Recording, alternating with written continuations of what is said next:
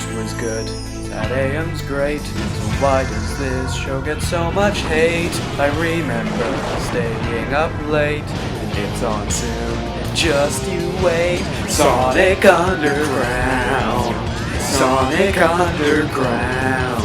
They say it's bad, but I cherish that sound. Yo, the film is pretty dumb, but it is still loved by some, so where are the fans who like this one? My heart beats like Manic's drum when that awesome theme comes on. Sonic Underground, Sonic Underground. I longed for the epilogue and now that fails. I guess I'll wait for Lost Head Ponytails. They say it's bad, but I cherish that sound. Sonic Underground.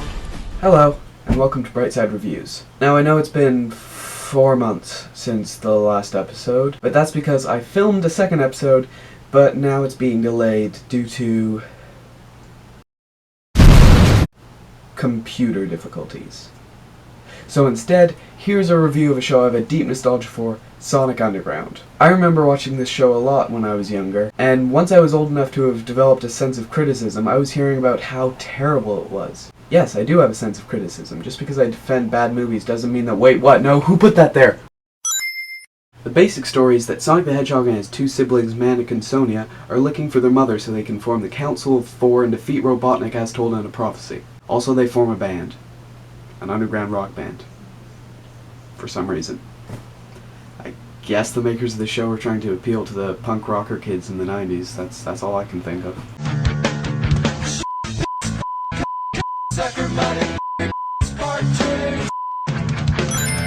Granted, this isn't very much of a plot, but it still gives the characters a sense of purpose that can make for various different subplots each episode, unlike the last two shows where, well, let's just say it's hard to make every episode interesting and original if your plot is either Sonic is trying to stop Robotnik's evil reign, or Robotnik is trying to stop Sonic from stopping his evil reign.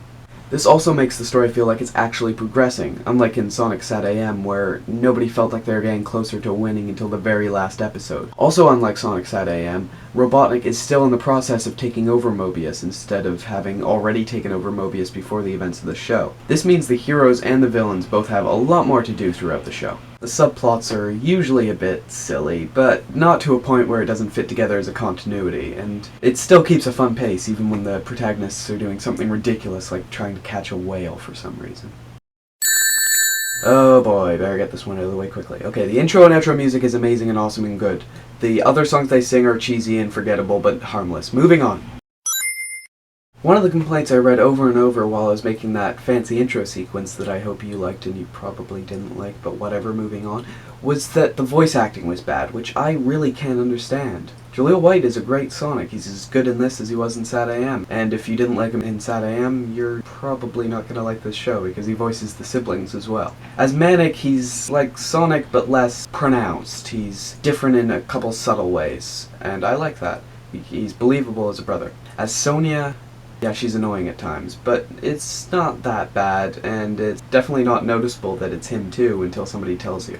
Gary Chalk does a very good Robotnik in this show. The spotlight really should be on Maurice LaMarche. He voiced Brain and Pinky in the Brain, among many, many other roles. I wish that Pinky was in this. Who voiced Pinky again? His name is Robert Paulson.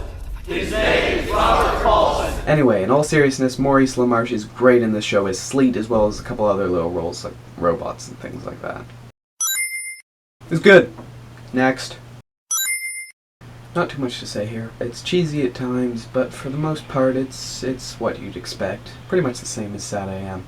While some of the character development is a bit clunky, it works overall. Some of the jokes admittedly fall flat, but there are also some that actually made me laugh.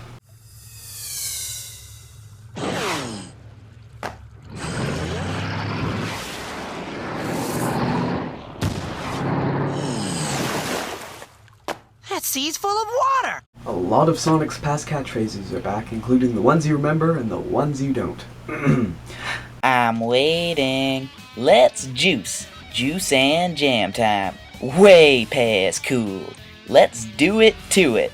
Wait a Sonic second, 1 Mobius minute. It's a me, a Sonic. And of course, did I do that?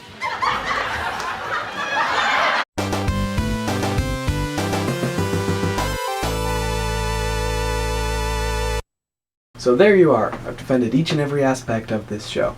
Are you convinced yet? Of course you aren't. All I've done is show why this show isn't bad. So let's try another approach. At first, when I looked back at this show, I couldn't remember why it was the one I was so nostalgic for. I watched all of the Sonic shows in order, so this wasn't my introduction to the character. So what did this have that the other shows didn't? Well, it was really, really fun. I mean, the first was fun, and Sad AM had its moments. And he decided to become a duck. But this show wasn't just fun because of its tone and character, it was fun because it was so much grander than those other shows.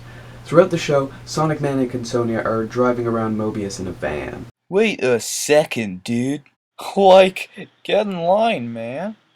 So they spend each episode in a different place looking for their mother. This gives this show a much bigger feel than Sad AM had, because it was always confined to the same location. And as for adventures, where was that even set? Civilization. Yes, they're in a different place each episode, but they still establish the places enough that you understand what they're like. The inhabitants of these places are often a tad strange. Except, ironically, Tad Strange.